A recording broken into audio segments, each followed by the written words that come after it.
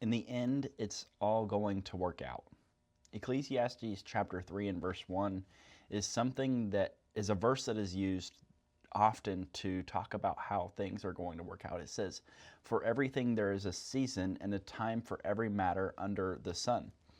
This concept is often taken out of context to say, hey, at the end of the day, it's all going to work out. Everything's going to happen, and it happens for a reason. And then but really, Solomon is talking about the vanity of life, and he's looking at the purpose of life without eternity in mind. And he says, "For everything there is a season and a time for every matter under the sun."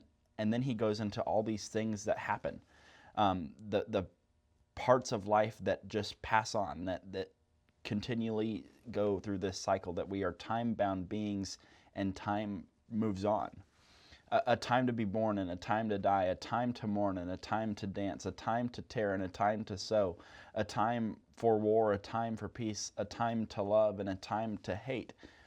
Apart from eternity, life is circular. Life doesn't have any purpose because it just moves on. Seasons progress, seasons go by. But in verse 14 of Ecclesiastes chapter 3, it says, "I perceived that whatever God does endures forever. Nothing can be added to it nor taken away from it.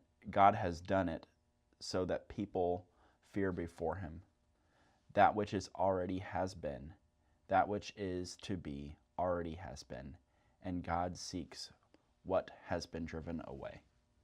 There is purpose in God. Eternity lies in God.